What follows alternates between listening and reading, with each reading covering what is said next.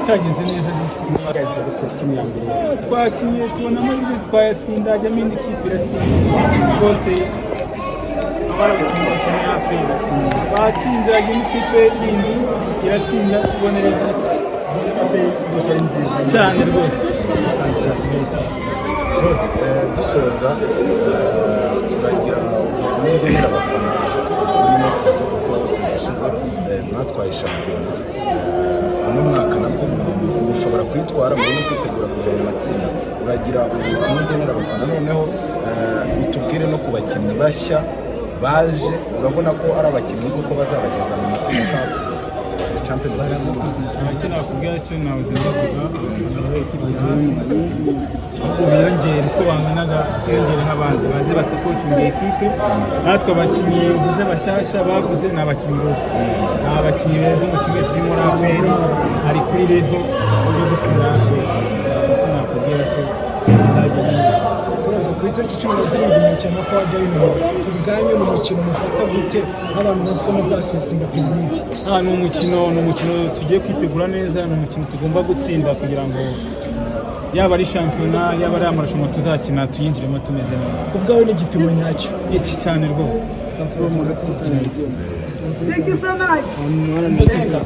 Yego twagiye Ngerekana iteke nka gikona mayange mandazi karabudi kugira numbwirire ngo abazungu nimugoro tetseri batsinda igitego kimwe bari bagiye muri interese mu kubisa ikipe ya Bugesera Football Club ibitego bibiri byose ku busa bya Mamadusi ikipe ya APR wayahaga icyizere cyo gutsinda ngewe icyizere ngenda nagihorana n'umure wese aramwa ngo ambatize nkabyanga urabizi ko ari maze imikino 3 yose itsindwa idatsinda kuko yanganyije kabiri na Gorira itsindwa na Police Football Club bura Police yari hanyaguye na Gorira yari hanyaguye nawe urabona iyo ngiye gura n'amakipe aradefana ntabwo yirekura ako abara yirekuyeho gakeya ibitego byinshi ni 5 nawe ngiye ngo wabibonye ikipe ya kabiri ibintu yakoze nose abataka bawe ko batari gutsinda abataka bashyashya barabataka bashyashya ntabwo bari bamenyera ikirere cyo mu Rwanda ariko se bakiniye ku mastade atandukanye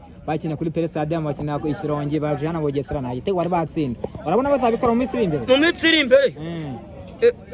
mu minsi iri imbere bagiye kubikora cyane urabona noneho ese ureya bari abazamu b'ikipe ya APR Football Club hari abantu bari bamaze iminsi bihiteka bavuga ati abazamu ntabwo babirimo neza Ishimwe Pierre Mario ati baye byiza bakaguza undi muzamu cyangwa se ngo bakoze ikosa ryo kurekura Pave Nzira urabona ku muzamu we hari ikibazo afite ngiye Mario izamara rishoboye ariko Pave Nzira yari iraraga yiterekaga nabi bakamutera igitego kigata kijyamo ariko urabona Mario yagiyemo ibintu birakemuka umva ku muzamu no tugifite impungenge ariko guhera kuri defanse kugeza ku bakinnyi b'imbere nta kibazo dufite uretse umuzamu gusa William Togwe muramwemera uramwata kutaratsinda igitego Togi ni uzaba toskora w'u Rwanda ratangaje ndabikubwiye ndabikubwiye nta mwataka muri u Rwanda umurusha nuko ataramenyera ntabwo aramenyera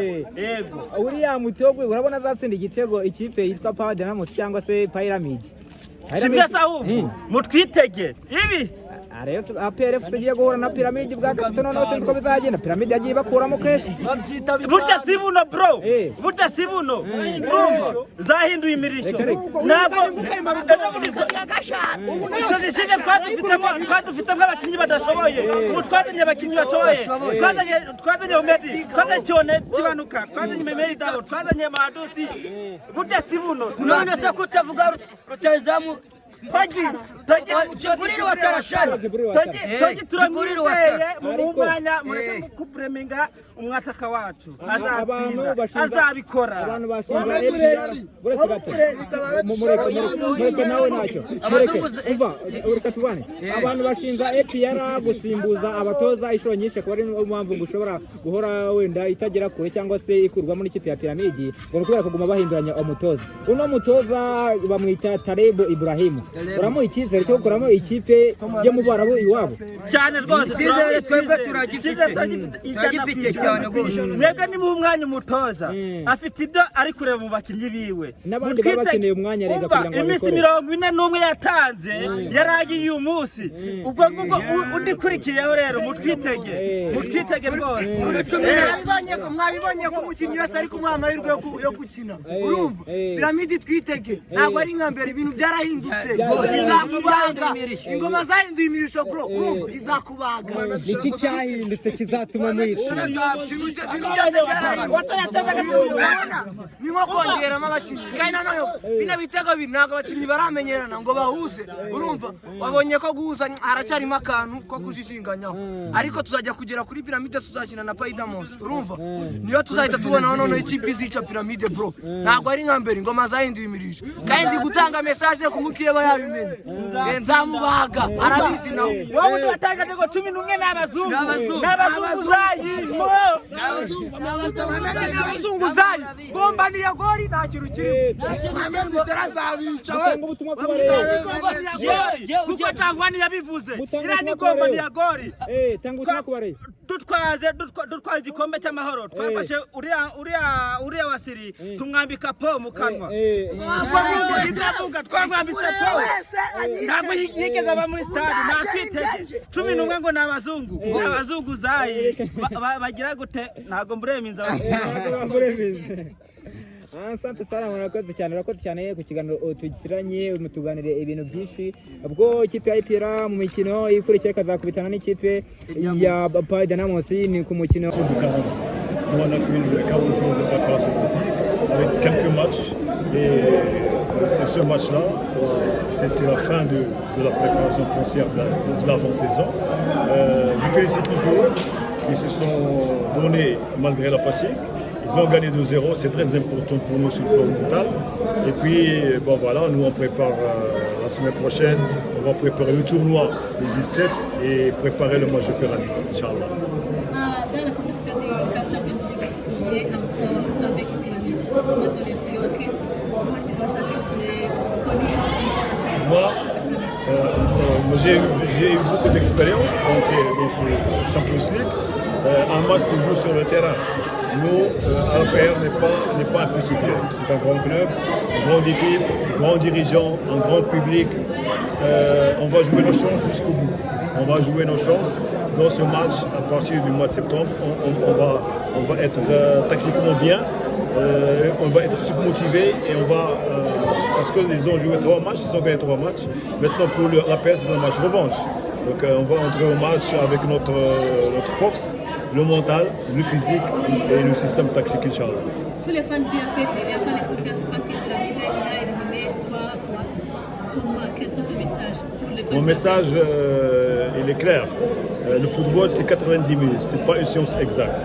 Il y a beaucoup de clubs qui perdent une finale. Paris Saint-Germain a perdu contre Chelsea. Alors que tout le monde donnait Paris Saint-Germain. Je demande au public de l'APR et au public rwandais, parce que nous on représente le Rwanda, de venir nous encourager. Nous, on va donner notre cœur, on va leur donner tout ce qu'on possède comme schéma tactique, comme système, comme motivation, comme engagement pour satisfaire notre public. Donc si on est solidaire pour ce match, on ira loin, Inch'Allah. Le prochain match avec Dynamos, quelle est la préparation de l'équipe? Tu es satisfait avec ton équipe? Vous avez très net. Oui, je suis satisfait, très satisfait, parce que moi j'ai des jeunes, que ça fait 1 mois que je travaille avec eux, et il y a beaucoup de progrès sur le plan football, sur le plan technique, sur le plan physique, beaucoup de discipline aussi. Je remercie mon général, James, mon général Moubaraka, mon général Dio, Vincent, ce sont des gens qui me font confiance. Donc moi je dois être à la hauteur de la confiance. C'est pas facile de côtoyer des gens de haut niveau. Donc moi je suis là à l'APR, on travaille matin et soir pour changer la mentalité des joueurs de l'APR et aussi donner un plus pour les joueurs de l'équipe nationale. On les prépare aussi sur tous les plans pour qu'ils représentent Rwanda dans de bonnes conditions. Alors, moi j'ai double objectif. Et maintenant, puisque on a le tournoi et on a le tournoi le 17, et après on va voyager en Zambie avec l'absence des joueurs d'équipe nationale, mais nous on a préparé deux équipes qui sont le même niveau, la même motivation pour représenter la paire. Donc moi je suis très satisfait, très satisfait. Je me sens chez moi à la paire, c'est au Rwanda aussi, que j'ai découvert. C'est une belle ville avec ses collines, c'est la plus propre mentalement et sur le plan habitation. Parce que les gens là, ils ont un esprit européen. On ne dirait pas qu'on est en Afrique. Je les salue. J'ai eu beaucoup de contacts positifs ici à Rwanda et c'est pour ça que je me sens chez moi. Coach, ma dernière question. Oui.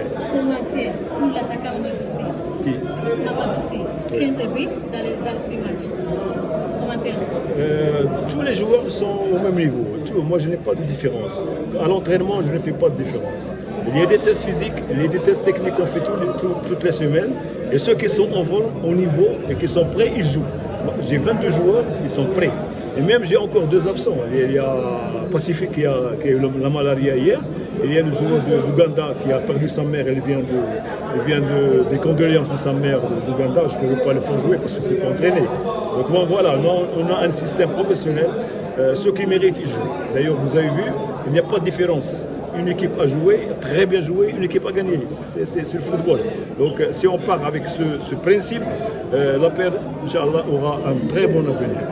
Footballistique, bien sûr, et sur le plan continental. Merci, coach. Thank you very much. Thank you. waba warigeze kujya gukoresha imodoka wataha ugasanga ibyo bishe biruta ibyo wari wagiye gukoresha? Ibyo ntibizongere kukubaho. Gana Fieri Auto Care Garage tugukorera imodoka bya kinyamwuga kandi tuyikoraho rikaka pe. Dufite ibikoresho by'ikoranabuhanga, dufite amapiyesi de rechange kandi dufite n'abakozi babigize umwuga. Gana Fieri Auto Care Garage tuguhe serivisi zikunogeye kandi zihuse. Dukorera Kicukiro mu Kagarama ku muhanda wa 467. Ukeneye ubundi busobanuro waduhamagara kuri nimero 078 26 76 79 6. Tugane tugufashe.